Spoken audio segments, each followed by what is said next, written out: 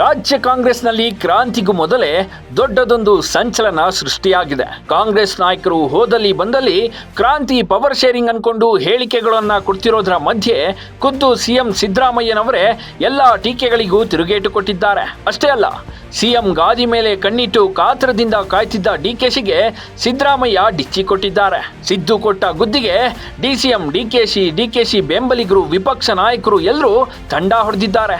ಟಗರು ಕೊಟ್ಟ master stroke ಬಗ್ಗೆ ಹೇಳ್ತೀವಿ. ಅದಕ್ಕೂ ಮೊದಲು ಬಾಸ್ ಟಿವಿ ಕನ್ನಡ ಚಾನೆಲ್ನ ಸಬ್ಸ್ಕ್ರೈಬ್ ಮಾಡಿ. 5 ವರ್ಷವೂ ನಾನೇ ಸಿಎಂ, 2028ರಲ್ಲೂ ನಂದೇ ನಾಯಕತ್ವ. ಡಿಕೆಶಿ ಹಾಗೂ ಬೆಂಬಲಿಗರಿಗೆ ಗೂಗ್ಲಿ ಬಿಟ್ಟ ಸಿದ್ದರಾಮಯ್ಯ. ರಾಜ್ಯದಲ್ಲಿ ಕಾಂಗ್ರೆಸ್ ಸರ್ಕಾರ ಅಧಿಕಾರಕ್ಕೆ ಬಂದಾಗಲೇ ಪವರ್ ಶೇರಿಂಗ್ ಬಗ್ಗೆ ಚರ್ಚೆ ನಡೆದಿದೆ ಅಂತ ಹೇಳಲಾಗಿತ್ತು. ಸರ್ಕಾರ ರಚನೆಯಾಗಿ 2.5 ವರ್ಷ ಆದ್ಮೇಲೆ ಸಿದ್ದರಾಮಯ್ಯ ತಮ್ಮ ಸಿಎಂ ಕುರ್ಚಿಯನ್ನ ಡಿಕೆಶಿಗೆ ಬಿಟ್ಟು ಕೊಡ್ತಾರೆ ಅನ್ನೋ ಸುದ್ದಿ ಭಾರಿ ಸೆನ್ಸೇಷನ್ ಕ್ರಿಯೇಟ್ ಮಾಡಿತ್ತು.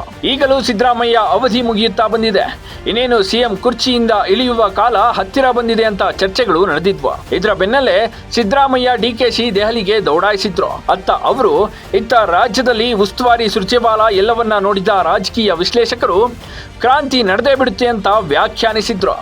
ಆದ್ರೆ ದೆಹಲಿಯಲ್ಲಿದ್ದುಕೊಂಡೇ ಸಿದ್ದು ಎಲ್ಲಾ ಚರ್ಚೆಗಳಿಗೆ ಬ್ರೇಕ್ ಹಾಕಿದ್ದಾರೆ. ನಾನೇ 5 ವರ್ಷವೂ ಸಿಎಂ ಆಗಿ ಮುಂದುವರಿಯುತ್ತೇನೆ ಅಂತ ಝೇಂಕರಿಸಿದ್ದಾರೆ. ಅವರ ಧ್ವನಿ ಇಡೀ ಕರ್ನಾಟಕದಲ್ಲಿ ಭಾರಿ ಸಂಚಲನ ಸೃಷ್ಟಿ ಮಾಡಿದ್ರೆ, ಸಿಎಂ ಸ್ಥಾನದ ಆಕಾಂಕ್ಷಿಯಾಗಿದ್ದ ಬಂಡೆ ಚೂರು ಚೂರಾಗಿದೆ. ನೋ 50-50, ಸಿಎಂ ಕುರ್ಚಿ ಖಾಲಿ ಇಲ್ಲ, ನಾನು ಪಾಲಿಸುವೆ, ಡಿಕೆಶಿನೂ ಪಾಲಿಸಬೇಕು. ಕಾಂಗ್ರೆಸ್ನಲ್ಲಿ ಕ್ರಾಂತಿ ಸೃಷ್ಟಿಸಿದ್ದ ಸಾಕಷ್ಟು ಪ್ರಶ್ನೆಗಳಿಗೆ ಸಿದ್ದರಾಮಯ್ಯ ಅಂತ್ಯ ಹಾಡಿದ್ದಾರೆ. ಡಿಸಿಎಂ ಡಿಕೆಶಿ ಸಿಎಂ ಆಕಾಂಕ್ಷಿಯಾಗಿದ್ದು ನಿಜ, ಆದ್ರೆ ಅವರೇ ಸಿಎಂ ಕುರ್ಚಿ ಖಾಲಿ ಇಲ್ಲ ಅಂತ ಹೇಳಿರುವಾಗ ಸಿಎಂ ಬದಲಾವಣೆ ಹೇಗೆ ಸಾಧ್ಯ? 50-50 ಪವರ್ ಶೇರಿಂಗ್ ಮಾತೇ ಇಲ್ಲ ಅಂತ ಖಡಕ್ ಆಗಿ ನುಡಿದಿದ್ದಾರೆ. ಹೈಕಮಾಂಡ್ ಕೂಡ ನನಗೆ ಪವರ್ ಶೇರಿಂಗ್ ಬಗ್ಗೆ ಏನು ಹೇಳಿಲ್ಲ, ಅವರು ಏನು ಹೇಳುತ್ತಾರೋ ಅದನ್ನ ನಾನು ಪಾಲಿಸಬೇಕು, ಡಿಕೆಶಿನೂ ಪಾಲಿಸಬೇಕು ಅಂತ ಹೇಳಿಕೆ ನೀಡಿದ್ದಾರೆ. ಜೊತೆಗೆ ಡಿಕೆಶಿಯನ್ನ ಬೆಂಬಲಿಸುವ ಶಾಸಕರು ಇರಬಹುದು, ಆದ್ರೆ ಅದು ಬಹಳಷ್ಟು ಸಂಖ್ಯೆಯಲ್ಲಿ ಇಲ್ಲ ಅಂತ ಪರೋಕ್ಷವಾಗಿ ತಿರುಗೇಟು ನೀಡಿದ್ದಾರೆ. ಸಿದ್ದರಾಮಯ್ಯ ಬೆನ್ನಿಗೆ ನಿಂತ ಬೆಂಬಲಿಗರು. ಸಿಎಂ ಬದಲಾವಣೆ ಗೊಂದಲಗಳಿಗೆ ತೆರೆ ಎಳೆದಿರುವ ಸಿದ್ದರಾಮಯ್ಯ, ಕರ್ನಾಟಕದ ಮುಂದಿನ ವಿಧಾನಸಭೆ ಚುನಾವಣೆ ನನ್ನ ನೇತೃತ್ವದಲ್ಲೇ ನಡೆಯಲಿದೆ ಅಂತ ಪವರ್ಫುಲ್ ಆಗಿ ಹೇಳಿದ್ದಾರೆ.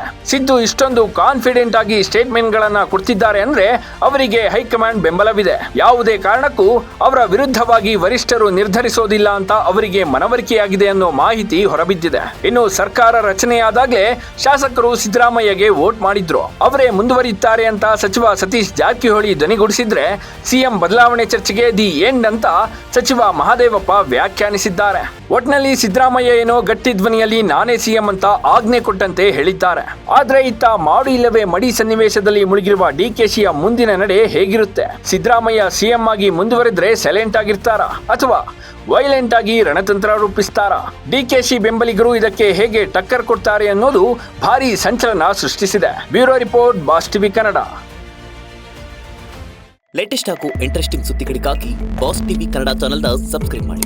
ಹಾಗೆಯೇ ಬೆಲ್ ಐಕಾನ್ ಪ್ರೆಸ್ ಮಾಡಿ. ಇದರ ಜೊತೆಗೆ ಫೇಸ್ಬುಕ್, ಇನ್ಸ್ಟಾಗ್ರಾಮ್, ಎಕ್ಸ್ನಲ್ಲೂ ಮಿಸ್ ಮಾಡದೆ ಫಾಲೋ ಮಾಡಿ.